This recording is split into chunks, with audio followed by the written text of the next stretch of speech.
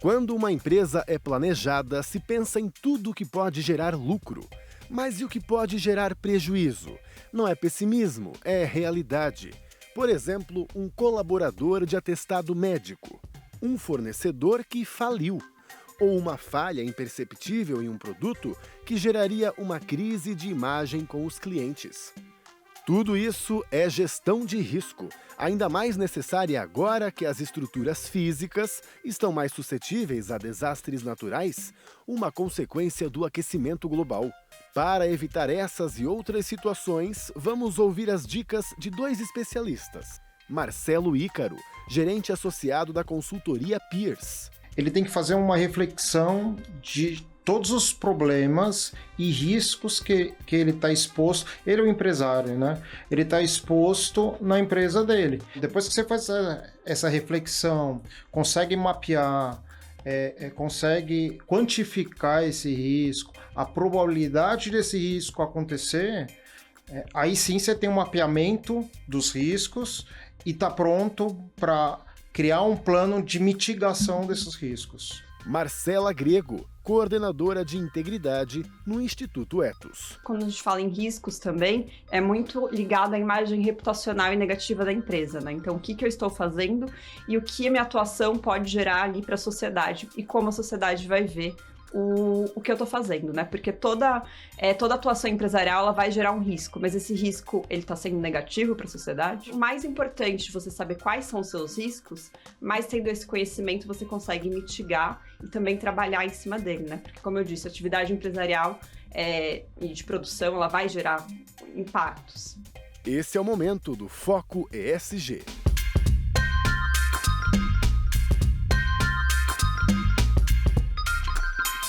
Oi, obrigado por você escolher a gente como a sua fonte de informação. E que bom que você está preocupado aí então com esse tema, que é dos mais importantes hoje, né? Os convidados já estão aqui comigo. Marcela, bem-vinda. Obrigada, Pablo, pelo convite. Marcelo, bem-vindo. Obrigado, Pablo. Marcela e Marcelo hoje vieram compartilhar seus conhecimentos com a gente, muito valiosos. Vamos começar do nosso jeito, situando a situação. Você sabe o que é uma gestão de risco? Provavelmente até sim, mas não de maneira aprofundada, né? Acho que a Marcela poderia comentar pra gente o que é. O que tem dentro dela? Porque são vários tópicos, não precisa citar todos. Claro, Pablo. Bom, acho que uma pergunta que resume muito bem o que é gestão de risco é perguntar. Você dentro da empresa que você trabalha, você sabe quais são os riscos que você está submetido ou dentro do seu negócio? Quando você fecha um contrato com alguém ou o risco mesmo do seu negócio, eu tenho interação com agentes públicos, eu tenho interação, por exemplo, com uma cadeia de plantação, então eu corro o risco de talvez ter risco de desmatamento numa cadeia de produção. Eu trabalho com muitas pessoas, com uma cadeia de produção, por exemplo, têxtil, eu corro o risco de enfrentamento de questões de direitos humanos, de não atentar essas questões de direitos humanos. Então, eu acho que essa é uma das perguntas, né, que resumem bem o que é uma gestão de risco, ou, por exemplo, na área trabalhista, os meus funcionários, os meus colaboradores, eles estão regidos contratualmente de uma forma correta? É um risco tanto estrutural da própria empresa, quanto de ética, pelo que você falou, né? Com certeza. Tudo que pode me gerar um prejuízo. Com certeza. E também quando a gente fala em riscos também, é muito ligado à imagem reputacional e negativa da empresa, né? Então, o que eu estou fazendo e o que a minha atuação pode gerar ali para a sociedade e como a sociedade vai ver o que eu estou fazendo, né? Porque toda atuação empresarial, ela vai gerar um risco, mas esse risco, ele está sendo negativo para a sociedade? Pois é, então por isso, Marcelo, que tem muita gente que negligencia essa parte de toda a gestão, né? Porque ele não consegue imaginar qual problema que ele vai ter, ou até porque ele tem receio em falar sobre. Eu acho que são as duas coisas, né? Começando pelo...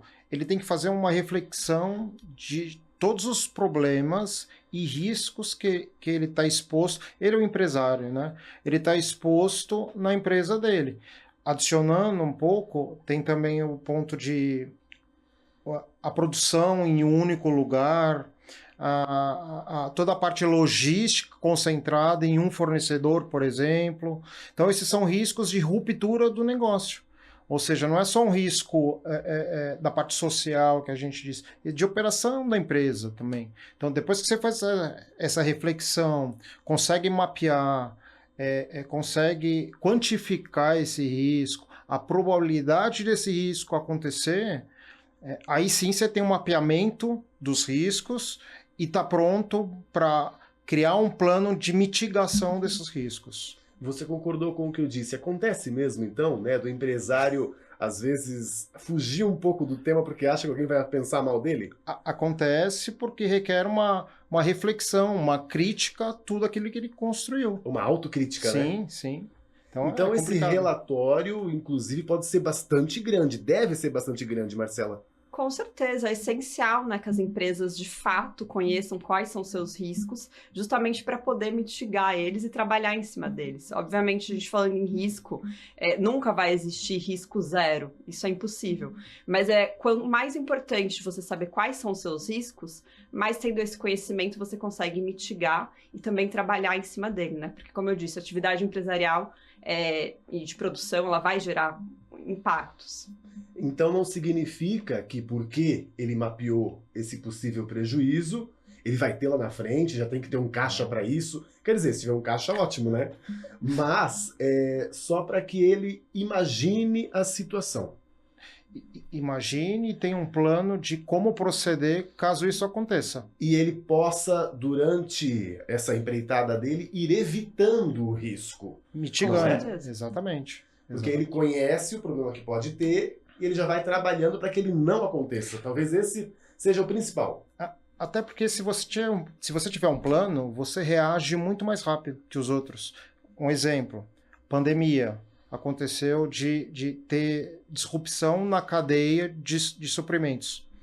As pessoas, ou as empresas que tinham plano, elas reagiram de uma forma muito mais rápida do que quem não tinha. Sim. E isso significa vantagem competitiva.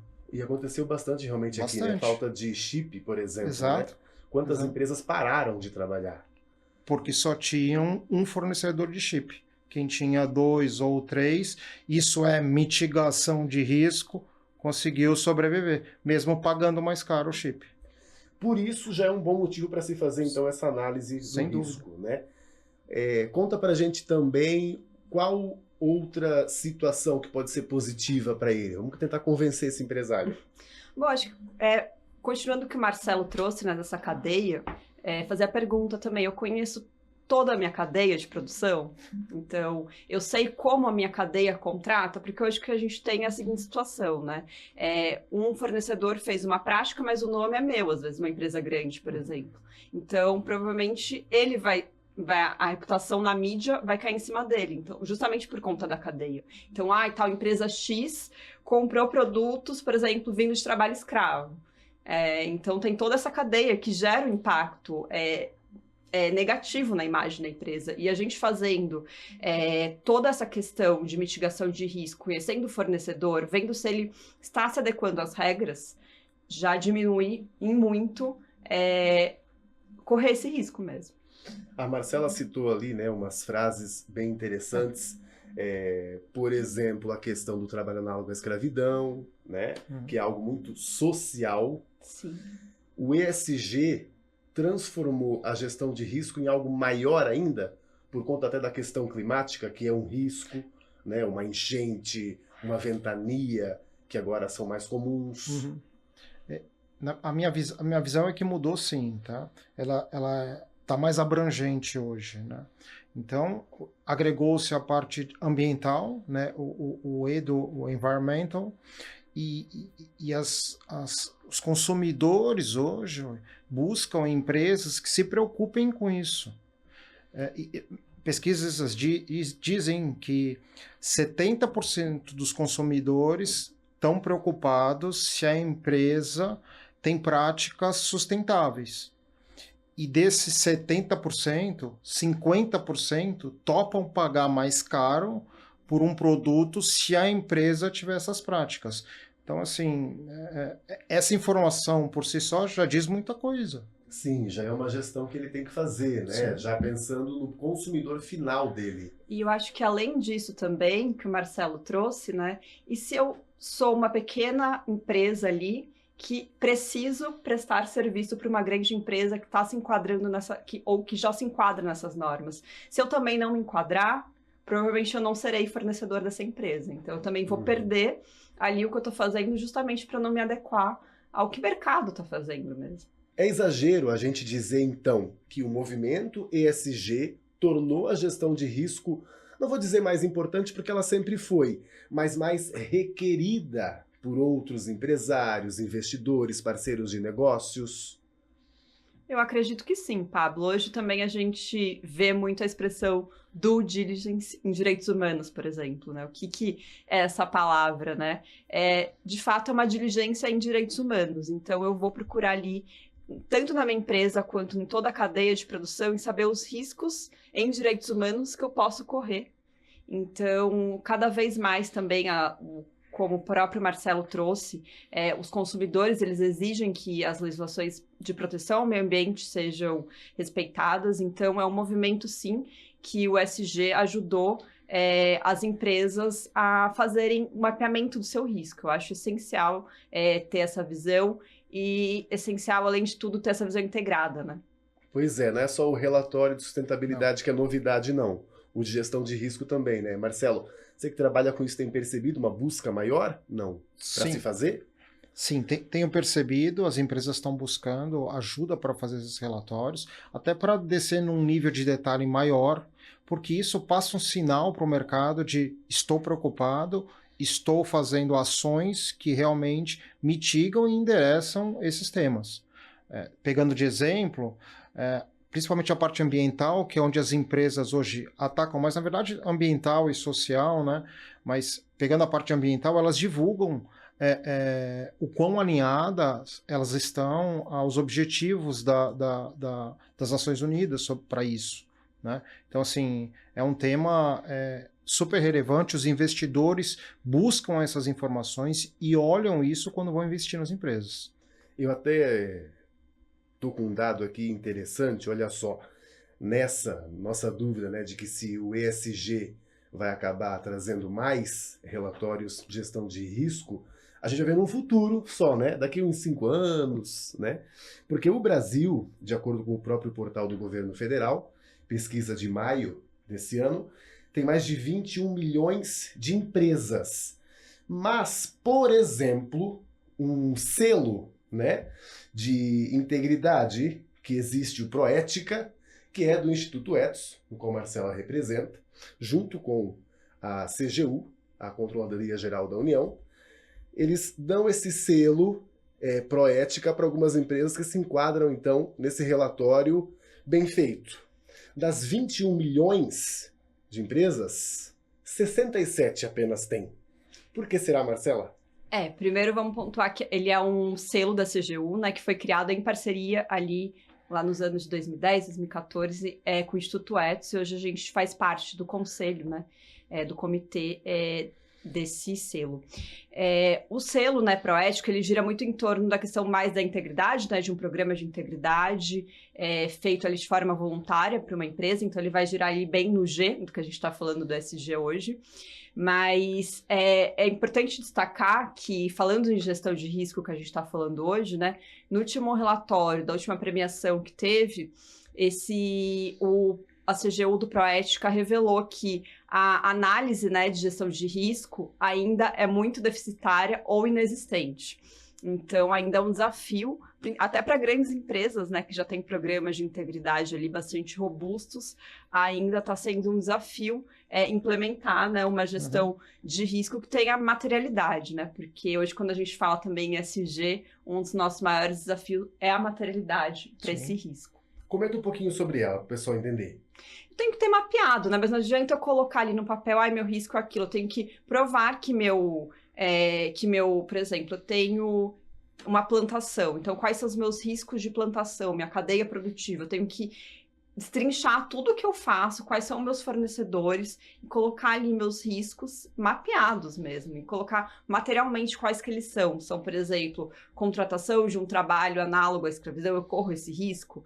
Eu tenho um cadastro para eu prevenir isso, eu tenho como fazer essa análise, porque hoje o que está deficitário é mesmo as empresas conseguirem fazer essa análise. E não é só dizer sim, não, né? Não é uma prova com perguntas, Não. respostas objetivas. E é muito difícil, Pablo, porque cada empresa é uma empresa e cada negócio é um negócio. Então, vai ter um risco diferente. Cada atividade, cada setor é um risco diferente. Né? É sim, onde, quando poderia, quem da minha empresa poderia estar envolvido, né? Qual prejuízo eu poderia ter.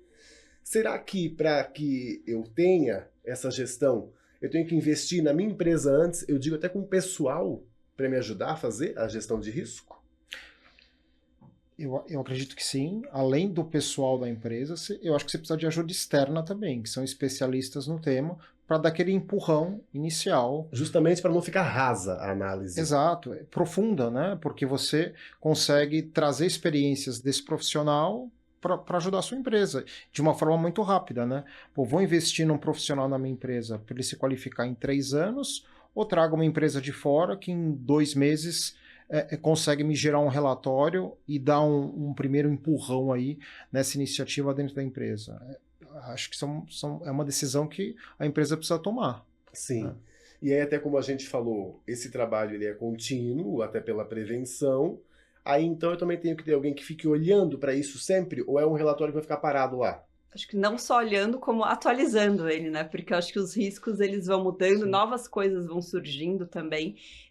Experiências também de outros relatórios e aportes internacionais mostram isso pra gente. Então, acho que essa ajuda externa, ela demonstra isso, né? Essa experiência também que vem, né, da feitura mesmo desses relatórios. Então, assim como eu falo no Edson, um programa de compliance, de integridade, ele tem que ser sempre atualizado e sempre revisto, uma gestão de risco também ela vai ter que ficar de olho sempre nisso. E mais ainda, né, contratos dentro de uma empresa são fechados diariamente, né? Eu estou lendo de forma certa esses contratos, eu estou consultando, por exemplo, esses CNPJs, vendo se eles estão... se eles têm algum problema, né? Se eu estou contratando fornecedores, eu fecho contratos diariamente na minha empresa. Então, eu estou fazendo isso também, essa análise de risco diariamente. Eu estou seguindo os pontos que eu tenho que fazer, essa análise de risco. Então, é um trabalho diário, eu diria. Sim, é um relatório que permanece aberto. Você pode ter apresentado ele para alguém, mas vai continuar sempre trabalhando nele. É que eu acho que o relatório é o final de um processo, né? No final do ano. Você precisa executar ações durante todo o ano para conseguir rechear aquele relatório. Então vamos pegar de exemplo. A empresa define que vai reduzir o consumo de energia ou vai substituir o consumo de energia, 10% do consumo de energia, para energia renovável. Isso ela põe como diretriz num relatório final. No passar do ano, ela precisa executar aquilo, para chegar no final do próximo ano e os investidores, a sociedade, ir lá olhar e falar, ó, realmente ele reduziu. Como é que ela faz isso? Ela define uma meta, ela traça planos e ela precisa de gente dentro da empresa para executar esses planos. Para o final do próximo ano, fazer uma avaliação de, ó, realmente você reduziu aqui o seu consumo de energia, substituiu por energia renovável, 8%, 10%, 11%. É esse nível de detalhe e visibilidade que o investidor, que a sociedade precisa.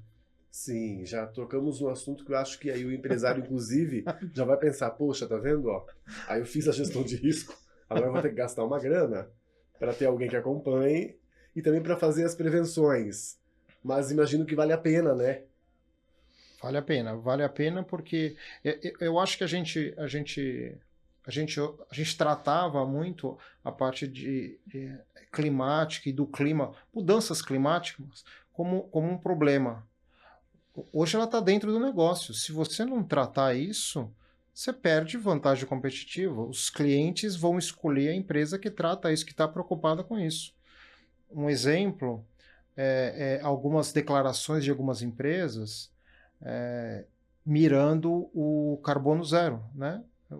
Então, se você pega, por exemplo, a Apple de telefone, ela já definiu que em 2030 ela vai ser zero carbono, vai ser descarbonizada. E ela está tomando ações para isso. Então, ela sai na frente, né, na vanguarda, vem outras empresas atrás para acelerar esse processo também. Certo. Será que a gente deveria exemplificar para eles, sentei na mesa por onde eu começo? Acho que sim, acho que eu posso citar até um exemplo bem prático, acho que continuando aqui, uma empresa, por exemplo, que lida com vendas, por exemplo, de produtos. Eu tenho processos, por exemplo, Procon, judiciais, tem uma meta, é uma gestão.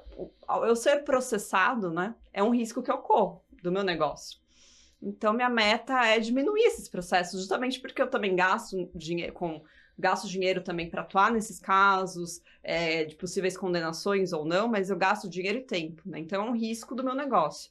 Então, uma gestão de risco que vai procurar diminuir essa carga, por exemplo, de processos e reclamações, ela vai, acho que é um exemplo bem prático que vai gerar um impacto positivo, né, para quem tem um negócio. E é um exemplo, acho que, do nosso dia a dia, do que é uma gestão de risco também. Uhum. Não é só também a gente falar, a gente tem que falar de pessoas também, né? Então, a relação entre pessoas também é uma relação de risco.